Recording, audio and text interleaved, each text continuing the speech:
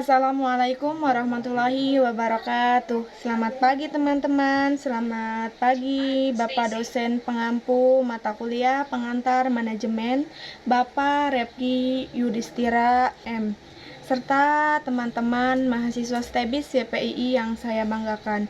Alhamdulillahirabbil alamin wa bihi nasta'in wa ala umuri dunya waddin wassalatu wassalamu ala asrofil anbiya'i wal mursalin wa ala alihi wa sahbihi ajmain amma ba'du. Puji dan syukur marilah kita panjatkan kehadirat Allah Subhanahu wa taala.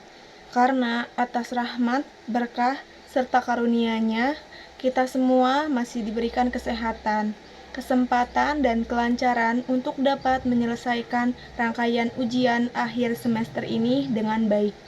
Tidak lupa sholawat serta salam semoga senantiasa tercurahkan kepada junjungan kita Nabi besar Muhammad SAW. Halo semuanya, perkenalkan nama saya Iis Imas Masitoh dengan NIM 22021110208032 dari program studi Ekonomi Syariah. Pada kesempatan video presentasi atau video memaparkan UAS kali ini, saya akan memaparkan materi yang sangat fundamental dalam pilar ilmu manajemen organisasi, yaitu prinsip pertama dari 14 prinsip manajemen menurut Henry Fayol. Yaitu pembagian kerja atau yang biasa disebut dengan division of work. Mengapa prinsip pembagian kerja ini diletakkan atau di paling atas diurutkan? Oleh karena itu, bagaimana pengaruh terhadap efektivitas sebuah organisasi? Mari kita bahas materi ini secara mendalam. Pembahasan apa itu definisi pembagian kerja. Jadi definisi pembagian kerja itu adalah penyusunan atau pengelompokan pekerjaan yang menjadi bagian-bagian lebih kecil dan terspesialisasi. Jadi menurut Henry Fayol, pembagian kerja itu penyusunan atau pengelompokan yang menjadi bagian-bagian yang lebih kecil. Itu menurut Henry Fayol dalam bukunya yang berjudul General and Industrial. Ada 3 konsep utama yang mendasari pentingnya pembagian kerja ini. Yang pertama itu batasan kapasitas manusia. Jadi setiap manusia, setiap makhluk Allah Subhanahu wa taala, secara kodrat manusia memiliki keterbatasan waktu, energi, fisik, dan konsentrasi. Seseorang tidak mampu menguasai semua bidang perusahaan secara sempurna sekaligus. Jadi manusia itu nggak bisa semuanya dikerjakan oleh dia, operator dia, staf dia, lalu CEO-nya dia. Enggak, manusia itu manusia itu memiliki kapasitas waktunya atau fisiknya, lalu energinya.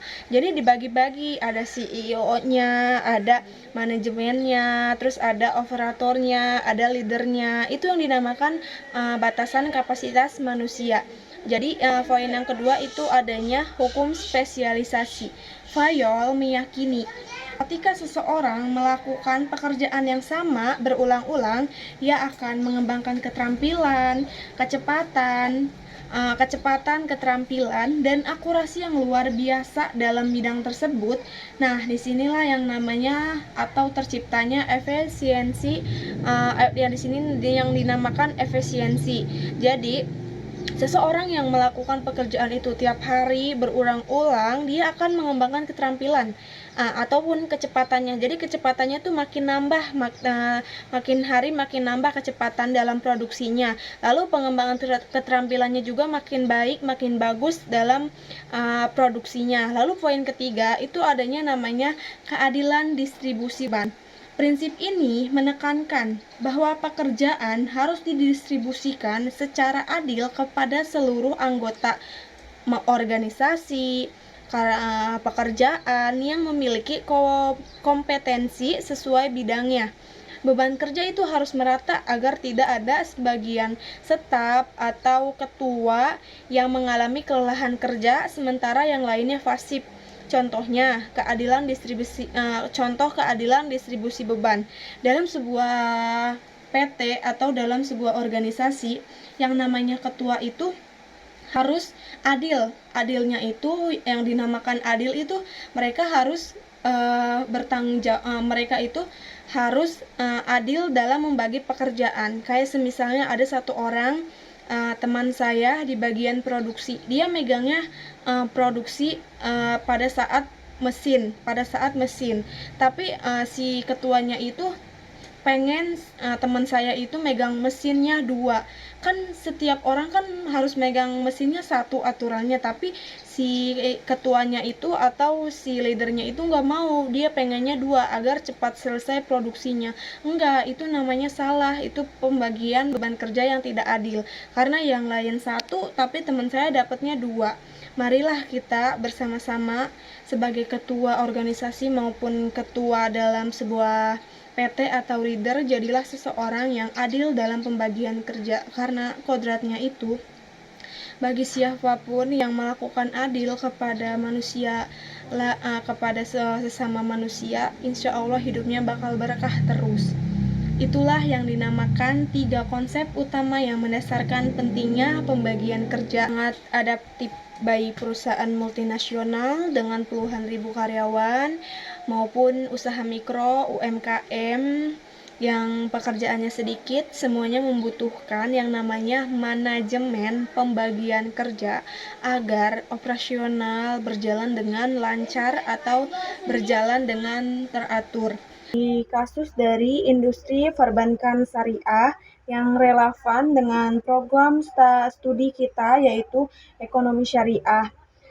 Bayangkan sebuah bank syariah atau BCA syariah, lembaga keuangan mikro syariah, jika tidak ada pembagian kerja satu orang karyawan itu harus menyapa nasabah, lalu menganalisis kelayakan pembiayaan, terus adanya menginput data, terus adanya mempromosikan produk tabungan, hingga mengurus kebersihan kantor. Nah, hal ini tentu akan kacau, rawan kesalahan, dan tidak profesional.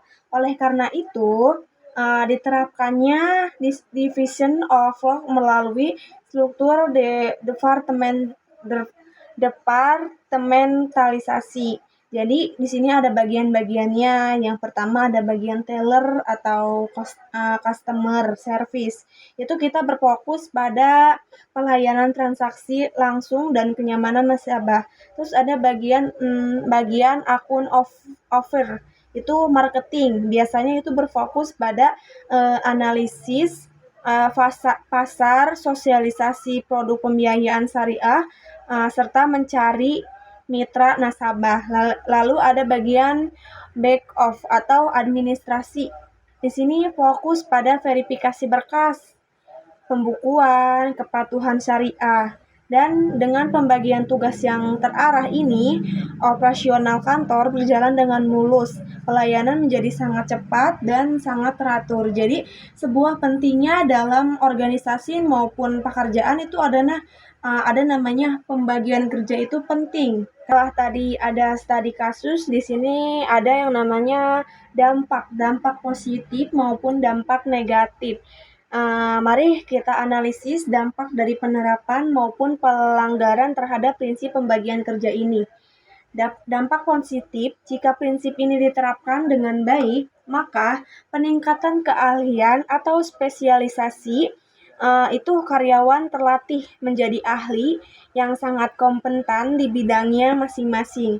Lalu yang kedua itu efisiensi waktu dan biaya. Waktu transisi antar tugas yang terbuang dapat diminimkan karena karyawan fokus pada alur kerja mereka. Dan ketiga, itu hasil kerjanya itu lebih berkualitas.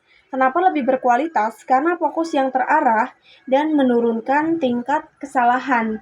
Lalu sebaliknya, apa jika risiko jika prinsip ini dilanggar? Yang pertama, itu overload kerja. Beberapa karyawan yang kompeten akan terus-menerus dibebani pekerjaan yang di luar batas kemampuannya, lalu memicu kelelahan fisik, terus mental juga. Lalu adanya tumpang tindih tanggung jawab. Maksud tumpang tindih itu mereka lebih banyak tanggung jawabnya, mereka lebih banyak bebannya. Jadi mereka tuh lebih capek gitu, lebih banyak tanggung jawab, lebih banyak beban. Nah, mereka akan sering terjadi kebingungan siapa yang harus bertanggung jawab atas suatu kesalahan kerja kalau semisalnya hanya mengandalkan cuma satu orang saja. Itulah yang dinamakan dampak positif maupun negatifnya dari sebuah dalam sebuah buku manajemen oleh Bapak Fayol. Dan di sini adanya bagian kesimpulan atau biasa disebut itu penutup. Sebagai kesimpulan, prinsip pembagian kerja dari Henry Fayol bukan sekadar tentang memecah-memecah tugas, melainkan merupakan seni menempatkan kapasitas manusia pada tempat terbaiknya demi kemajuan bersama-sama. Dengan pembagian kerja yang adil dan presisi, perusahaan dapat tumbuh secara produktif tanpa mengorbankan kesejahteraan karyawannya. Demikian presentasi ujian akhir semester saya mengenai prinsip pembagian kerja ini. Semoga paparan ini bermanfaat dan mampu memberikan pemahaman yang komprehensif. Saya ucapkan terima kasih yang sebesar-besarnya kepada Bapak Revi Yudhistira atas bimbingan selama semester ini. Apabila saya ada salah ucap atau salah kata di kelas maupun di dalam ruang Zoom meeting, saya ucapkan mohon maaf Pak, mohon maaf sebesar-besarnya. Kurang lebihnya saya mohon maaf. Wassalamualaikum warahmatullahi wabarakatuh. Sampai jumpa di semester lain, Pak.